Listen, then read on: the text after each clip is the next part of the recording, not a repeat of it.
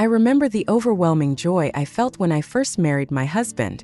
It was the kind of happiness that makes your heart feel like it's soaring, like you've unlocked the ultimate achievement in life. He wasn't just a partner, he was my rock, my confidant, and my safe haven all rolled into one. Kind, loving, and always dependable. He felt like a superhero, the kind you don't find in comic books, but in real life. I even joked that he should wear a cape, but he'd always laugh and brush it off, saying, "Superheroes don't need costumes to save the day." In him, I saw my Prince Charming, the answer to my dreams, the love I'd been searching for. Our married life began like a fairy tale. On our 4th night together, life surprised us with a twist I'll never forget. I found out I was pregnant. The memory of taking that test is still crystal clear, the nervous anticipation, the way I held my breath, and how my hands trembled as I waited for the result. When the confirmation appeared, I blinked in disbelief, then rubbed my eyes to make sure I wasn't imagining things. A baby. The thought filled me with a mix of awe and excitement. But the surprises didn't stop there. At our first ultrasound, we discovered we weren't having just one baby, we were having twins. The news hit me like a bolt of lightning, electrifying my world with joy. Twins felt like winning the parenting lottery. Friends and family kept saying things like, "Twins? Wow, you're going to have your hands full." And I would respond confidently, "Don't worry, I've got this." Little did I know what having your hands full truly meant. When the twins arrived, my world transformed into a whirlwind of activity. My arms became a non-stop assembly line, feeding, burping, changing diapers, rocking them to sleep. Showers became a luxury, and quiet moments were almost non-existent. Yet, despite the chaos, I couldn't stop smiling. The sight of my twins, their tiny hands gripping mine, made every sleepless night and every messy moment worth it. This was my family, my dream come true. But life wasn't always smooth sailing. Before meeting my husband, I had a daughter from a previous relationship. She was a bright and beautiful little girl who held a piece of my heart. At the time, I was young and struggling to find my way in life. Parenting alone felt like trying to navigate a stormy sea with no compass. I made the difficult decision to have her live with my parents, believing it was the best choice for her. My parents, ever the superheroes in my life, stepped in and provided her with the stability I couldn't at the time. But that decision never sat easily with me. Every day, I missed her deeply. I would call her to hear her voice, to learn about her little adventures, like the time she proudly told me she had learned to tie her shoes, or when she tried, and hilariously failed, to teach the family dog how to dance. Those calls were both a comfort and a heartbreak. I sent her gifts, books, toys, anything to show her I hadn't forgotten her. Even though I wasn't there, the guilt weighed heavy on me. I wanted to be the mother she deserved, but I knew I wasn't ready yet. Then, when my twins turned 1, something shifted inside me. A resolve I hadn't felt before took hold. It was time to bring my daughter home. No more calls and gifts as substitutes for presents. I wanted her with me, to be part of the family I was building. I imagined her laughter filling our home, her bond with her siblings growing stronger each day. It felt like the final piece of a puzzle falling into place. I remember telling my husband, "Babe, it's time. I want our daughter to come live with us." His response was instant and heartfelt. "Of course," he said, his smile warm and reassuring. "Let's do it. It'll be fun." His support meant everything to me. Yet, as excited as I was, a part of me couldn't shake the nerves. What if she didn't like living with us? What if she felt like an outsider among the twins? What if sibling rivalries erupted, turning our home into a battleground of toys and tantrums? But I pushed those fears aside. I was determined to make it work. And when my daughter finally moved in, the reunion was everything I had hoped for. Seeing her smile as she stepped into our home felt like sunshine breaking through the clouds. She adjusted quickly, bonding with her stepfather and her younger siblings. We became a team, a unit, a family. For a while, everything felt perfect. But perfection, as I learned, can be fleeting. Over time, small things began to feel off. Subtle moments that I couldn't quite put my finger on started to gnaw at me. My husband and daughter would sometimes exchange glances that made me uneasy. Once, I walked into the living room and found them sitting together on the couch, their conversation halting abruptly as I entered. They looked flustered, and while I tried to brush it off, the unease lingered. The incidents became more frequent. My daughter would spend long periods in my husband's study, and when I asked her about it, her explanations felt rehearsed, like she was hiding something. My mind raced with questions, doubts, and fears I didn't want to confront. Then, one evening, everything came to a head. I had returned home early from visiting a friend, feeling a little smug about my responsible adulting, but as I stepped through the door, an unsettling feeling washed over me. The house was too quiet, almost eerily so. From the bedroom came a sound that made my heart stop, a noise that didn't belong, a sound that hinted at something I wasn't prepared to face. My mind spiraled, 1,000 scenarios flashing before me, and in that moment, I knew my perfect family, the dream I had so carefully crafted, was about to unravel in ways I never imagined. My heart began pounding so hard I thought it might burst from my chest. The sound of it echoed in my ears like a relentless drumbeat, drowning out all rational thought. I tried to convince myself it was nothing, just the wind rattling the windows or perhaps the neighbors indulging in an impromptu late-night party. But the moment I reached the bedroom door, a deep, unsettling sense of wrongness settled over me. The door was slightly ajar, the kind of gap that happens when someone is in too much of a hurry or too careless to close it properly. It was such a small detail, but it was enough to ignite my curiosity. And curiosity, that insidious little whisper in the back of your mind, has a way of making you act against your better judgment. Step by cautious step, I moved closer, the floor creaking beneath me like an alarm I desperately wished to silence. Each movement felt monumental, as if I were trying to tiptoe past a sleeping dragon, aware that one false step could awaken something terrible. When I finally reached the doorway, I hesitated, my hand trembling as it rested against the frame. A part of me screamed to turn back, to retreat into ignorance, but the need to know was stronger. And then I looked inside. The scene before me hit like a thunderclap. My mind reeled, my breath caught in my throat, and for a moment, the world around me seemed to stop spinning. My husband and my 19-year-old daughter, two people who should have represented the pillars of my life, were entangled in a way that made my stomach churn violently. It was as if my brain refused to process what my eyes were seeing. How could this be real? How could this be happening? The room, dimly lit by the soft glow of the bedside lamp, suddenly felt oppressive, suffocating. Time itself seemed to warp, stretching endlessly as I stood there, frozen in place. My mouth opened, but no sound came out. It was as though my voice had abandoned me, leaving me alone with the unbearable truth. My first instinct was to scream. I wanted to shatter the silence with a raw, primal cry, to demand answers, to unleash the torrent of emotions surging within me. But I couldn't move. My body refused to cooperate, trapped in a state of shock so profound it felt like I was suspended between reality and nightmare. My mind raced, trying desperately to convince me that I had misunderstood, that there was some logical explanation for what I had seen. But deep down, I knew the truth was undeniable, no matter how much I wanted to escape it. After what felt like an eternity, I managed to stumble back, my legs trembling beneath me. I didn't know where to go or what to do. All I knew was that I had to get out of that house. My steps carried me outside, into the cool night air that stung my cheeks and filled my lungs. I walked aimlessly, my thoughts a chaotic whirlwind, until I found myself at a park. There, on a cold metal bench under the indifferent glow of a street lamp, I sat and tried to make sense of the incomprehensible.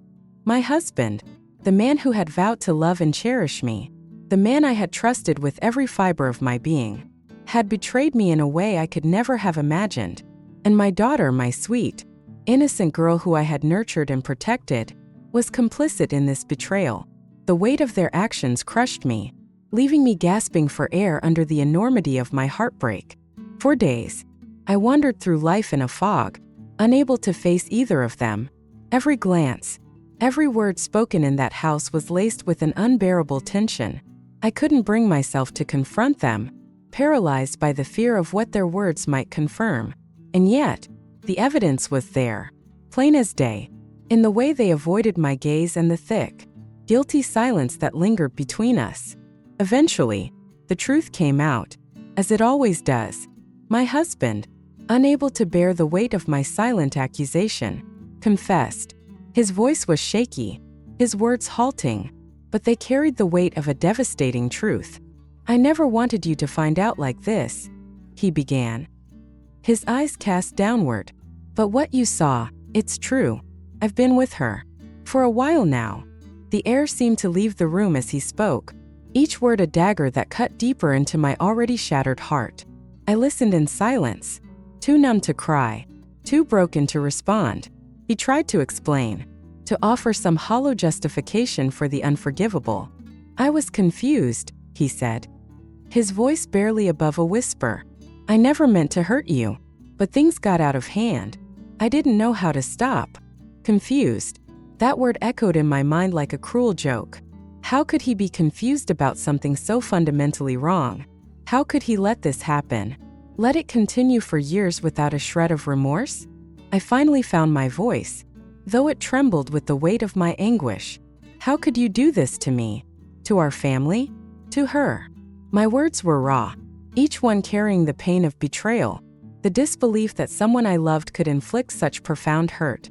"I'm sorry," he said again, but the words felt hollow, meaningless in the face of what he had done. I didn't know what to do next. Every fiber of my being screamed for me to leave, to run as far away from this nightmare as I could. But part of me, the part that still clung to the remnants of my love for him, for the family we had built, hesitated. Could I find a way to forgive? To rebuild? Or was this betrayal too great to overcome? That night, I didn't sleep. I lay awake, staring at the ceiling, replaying the events over and over in my mind. The questions haunted me, their answers elusive. How had we reached this point? Could I have prevented it? Was there anything left to salvage? Or was this the end of everything I had held dear? The days turned into weeks, and still, the wounds remained fresh, the pain unrelenting. The man I had once loved now felt like a stranger, and the daughter I had cherished felt like a shadow of the person I thought I knew.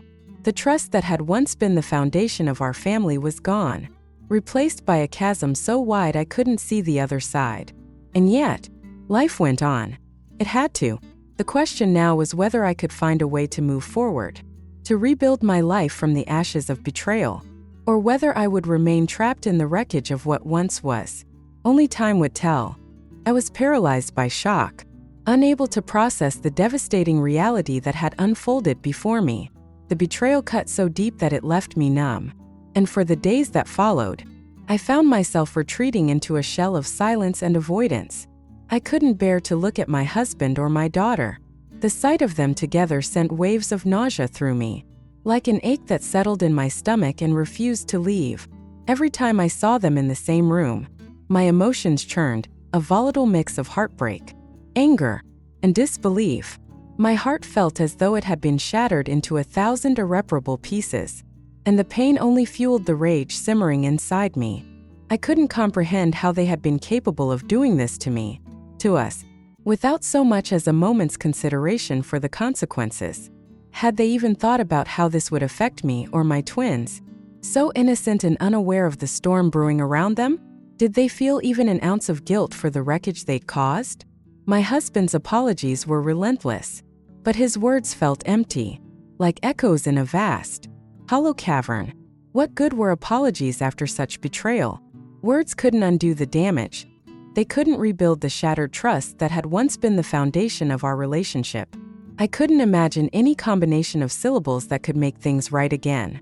He had torn apart the fragile threads that held us together, and I didn't know if they could ever be woven back into something whole. For the sake of my twins, I tried to maintain some semblance of normalcy, but it was a losing battle. They were too perceptive to miss the tension that permeated the air, the strained silences, the cold distance between their parents. They didn't have the vocabulary to articulate what was wrong, but I saw the confusion in their wide, questioning eyes. They didn't understand why their mother spoke to their father with clipped words, why she avoided their sister, or why the warmth that once filled our home had turned so bitterly cold. The guilt of exposing them to this fractured version of our family weighed heavily on me, compounding the pain I already carried. And then there was my daughter. She avoided me, too. The closeness we once shared seemed to evaporate overnight, replaced by an unspoken barrier that neither of us knew how to breach. She no longer sought me out for comfort or conversation. Instead, she secluded herself in her room, a shadow of the vibrant, loving girl I had raised. I could see the regret in her downcast eyes, but I couldn't summon the courage to confront her. How could I? What words could possibly bridge the chasm between us? I didn't know where to begin, and the weight of that uncertainty was suffocating. One quiet afternoon, as I sat alone in the living room, the stillness pressed heavily against me. The space between us all felt like a canyon, vast and unyielding. My husband was at work, my daughter locked away upstairs, and my twins played quietly, oblivious to the storm raging around them. I wondered, not for the first time, if we could ever return to the way things had been. Could I ever look at them without feeling this gnawing disgust? Would I ever be able to forgive?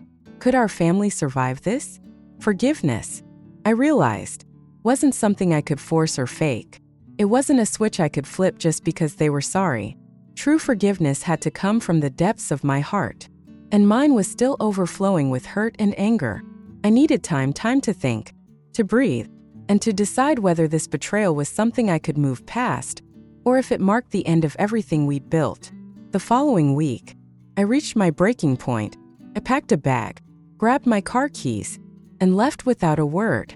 I needed space, a physical and emotional distance from the chaos that had consumed my life. My mind was a whirlwind of emotions, and I couldn't untangle them while trapped within the confines of our home. I sought refuge at my sister's house, hoping the distance would grant me clarity. She didn't pry, didn't demand explanations. She simply offered me a place to stay and a shoulder to lean on. Her quiet understanding was a balm to my fractured spirit. During those days away, I allowed myself to reflect. I thought about my marriage, my daughter, and the life we built together. I asked myself the hard questions.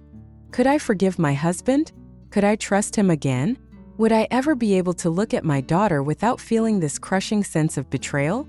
And then, there were my twins, so innocent, so undeserving of this turmoil. They deserved a stable, loving home. But could I give that to them, knowing the pain I carried? When I finally returned, it was with a mix of resolve and uncertainty. I knew I couldn't keep living in limbo, yet I wasn't sure what the future held. As I stepped through the front door, I saw my husband and daughter waiting for me, their expressions a blend of hope and fear. They stood as I entered, their nervous eyes searching mine. The words I had rehearsed so many times vanished, leaving me empty and unsure. "I need to know the truth," I said finally, my voice steady but heavy with emotion. "Everything. I need to understand why you did this." My husband's confession was slow, painful, and riddled with regret. He spoke of his mistakes, his selfishness, and his shame.